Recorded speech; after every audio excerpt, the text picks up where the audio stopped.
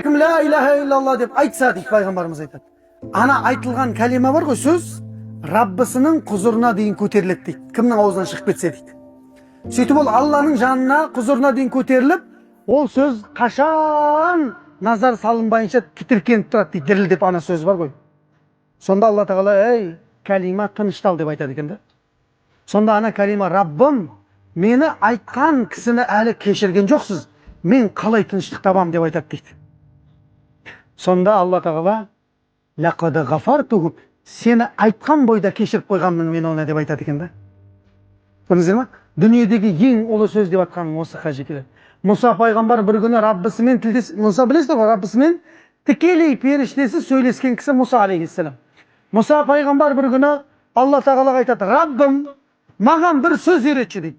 Бұған дейін ешкім айтпаған, бұдан кейін ешкім айтпайтын сондай бір ұлы сөзді үйретші деген кезде Алла тағала, ей Мұса, ла иляха иллалла деп айт дейді. Сонда Мұса пайғамбар, Раббым, оның бәрі айтып жүр ғой дейді. Саған иман келтіргеннің бәрі айтып жүр ғой дейді. Сонда Алла тағала, ей Мұса, 7 қабат көк дейді. Және оның ішіндегілер дейді. 7 қабат жер, және оның ішіндегілер. Көк пен жердің ортасындағылардың барлығын қосып, таразының бір шетіне қойсаң дейді. Ла иляха иллалланы бір шетіне қойсаң, баса алмайды ей Мұса деп айтты дейді. Қараңыздар.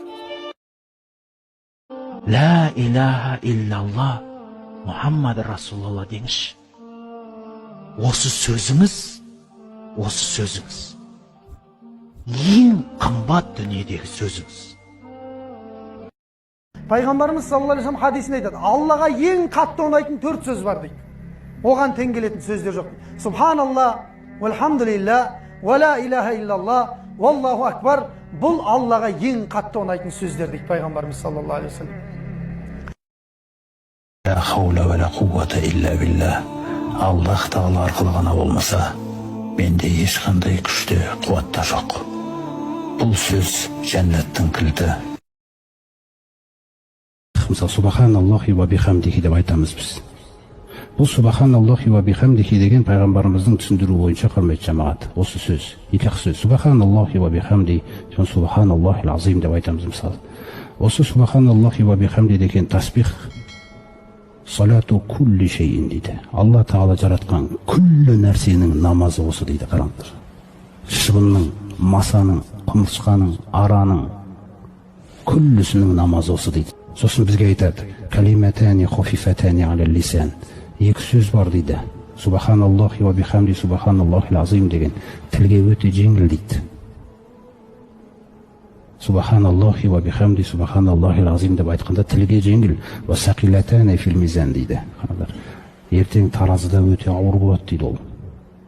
Зілдей болады екен. Сендер қандай да бір тасбих сөзін айтқанда, пайғамбарымыздан жеткен сенімді хадисте, сендер қандай да бір субханаллахи ва бихамдихи деген сөздерді айтқанда, немесе сендер альхамдулилля деген сөзді айтқан кезде, немесе сендер ла иляха иллалла деген сөзді айтқанда, немесе сендер Аллаху акбар деген сөзді айтқан кезде, сол әрбір құлынан шыққан сол тасбихтер аршының айналасына жетеді дейді, Алланың құдіретімен. Содан сол аршын айналады дейді. Пайғамбарымыз салсам айтып отыр, олар о жерге айналған кезде жаңағы өзі айтқан адамның атын айтып айналады. Пәленше деген құлымнан келдім дегендей. Араның зылындай болады дейді. Аршының айналасында қазір осындай бір құбылыс болып жатыр. Мына өміріміздің жеңіл сүру үшін не істеу керек деген нәрсе бар. Кейде адам өмірі бір қиындап кеткен сияқты болады, өз-өзіне бір разы болмай, өмірінің бәрі бір быт-шыт болып жатқан сияқты көрінеді. Ғалымдарымызда осы жерде бір үлкен керемет бір насихат бар. Егер адам баласы өзінің өмірінің жеңіл болғанын қаласа, және өмірінің берекелі болғанын қаласа, Алла тағала бұл пендеге мына зікірді үйреткен дейді. Яғни, ла хаула ва ла қуввата илля биллахил алиyyil азим. Немесе ла хаула ва ла қуввата илля биллах. Осы нәрсені айтып жүру күнделікті, тоқтамау керек, күнде айтып отыру керек. Жұмысқа бара жатсаңыз да, қайтып жатсаңыз да, жұмыста жүрсеңіз де, қай жерде болсаңыз да осы дұғаны естен шығармаңыз. Бұл нәрсе сіздің өміріңіздің жеңіл болуына алып келетін нәрсе. Құрметті бауырлар, пайғамбарымыз саллаллаху алейхи вассаламның Хазіреті Абу Зар деген сахабаға ұсынған бір зікір бар, қараңыздар. Ей Абу Зар, осы зікірді өмірінде өте көп айт. Үнемі айтып жүр деп, осы зікірді Хазіреті Абу Зар радиаллаху анху үйреткен. Қараңыздар. Ла хаула ва ла қувата илля биллахил алил азим. Құрметті бауырлар, осы зікірді көп айтатын адамға жын шайтан жақындай алмайды. Осы зікірді көп оқитын адам еш нәрседен қорқпайды. Осы зікірді көп айтатын адам өмірі берекелі болады. Осы зікірдің астында үлкен сырлар жатыр. Осы зікірдің мағынасы, қараңыздар, ұлықтардың ұлығы болған Аллах тағаладан басқа ешқандай күш, қуат иесі жоқ. Күш, қуат иесі Аллахым, сен ғана, сен ұлықтардың ұлығысың деген мағына. Осы зікірді күніне 100 рет айтуды тырысыңыз. Күніне осы зікірді 100 рет айтып жүрген кісілерге Аллахтың қалауымен ешқандай жын шайтан жолай алмайды. Жындардың да ең қатты қорқатын зікірі осы. Осы зікірді айтып жүріңіздер. Ассаламу алейкум рахматуллах. Хасби Аллаху ва ни'мал вакил дұғасын көп зікір етсе дейді. Бұл өте керемет дұға, керемет зікір. Өйткені тіпті кейбір ғалымдарымыз бұл зікірді тәуекел зікірі деп те айтқан екен.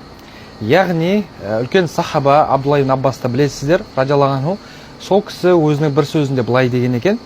Ибрахим алейхиссаламды өзінің қауымы отқа тастаған кезде Ибрахим пайғамбар да осы дұғаны айтқан.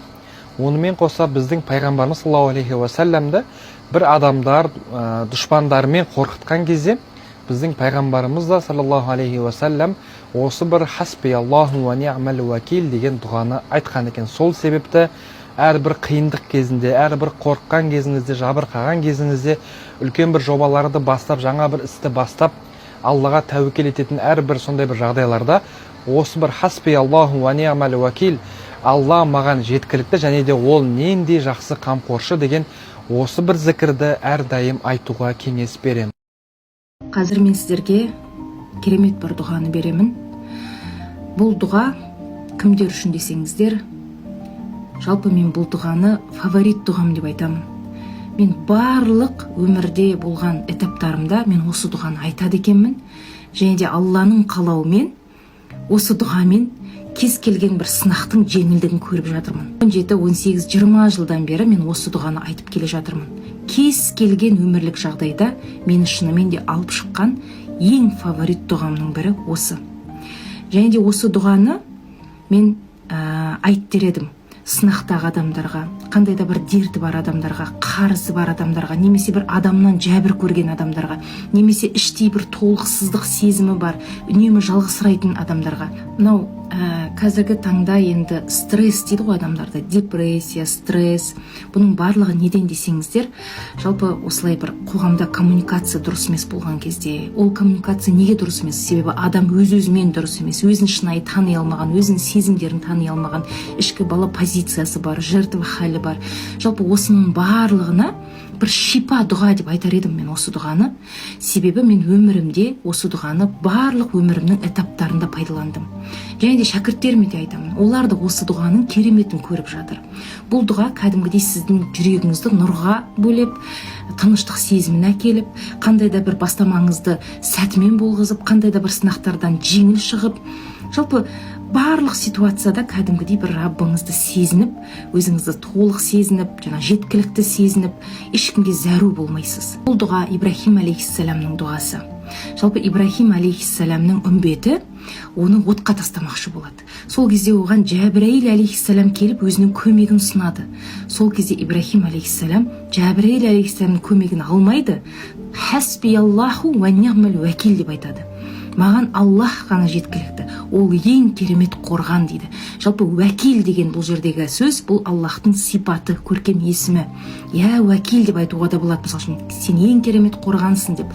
Сонда осы дұғаны үнемі кем дегенде 100 рет күніне айтып жүрсеңіз, жалпы барлық ісіңізде жеңілдік көре бересіз. Мен Аллахқа ғана тәуекел еттім, ол ең керемет қорған деген мағына. Міндетті түрде пайдаланып, өміріңізде осы дұғаның кереметін көріңіздер. Пайғамбарымыз саллаллаху алейхи уассалам айтады: «Ла илаха иллаллаху маликул хаққул мубин» деп кім 100 рет айтатын болса күніне дейді, Аллах тағала кедейліктен сақтайды дейді. Бірінші. Екінші, қабірдің қорқынышынан сақтайды дейді. Үшінші, Аллах тағала өзіне жетерліктер, байлық беріп қояды дейді. Қадірлі де құрметті көрермендер. Ең жақсы дұғалар қайда десек, әрине, бұл Құрандағы дұғалар. Сондықтан сіздер үшін арнайы жинақталған Құрандағы 40 дұға электронды кітапшасы сатылымда. Кітапшада ризық, береке, кешірім сұрау, иман байлығы және тағы да басқа тақырыпта дұғалар бар. Бағасы 50% жеңілдікпен бар болғаны 1000 теңге. Қол жетімді, арзан бағада алып үлгеріңіз. Сонымен қатар әр сатып алушыға сыйлыққа 5 керемет электронды кітапша беріледі. Олар пайғамбарлар дұғалары, кешірім сұрау дұғалары, мыңдаған сауабы бар 6 салауат, ризық арттырудың 15 жолы мен ризық пен береке туралы 25 дұға. Асығыңыз, мүмкіндікті жіберіп алмаңыз. Экранда көрсетілген нөмірге жеңілдік сөзін жазыңыз да, төлем жасап электронды кітапшаларды бірден алыңыз.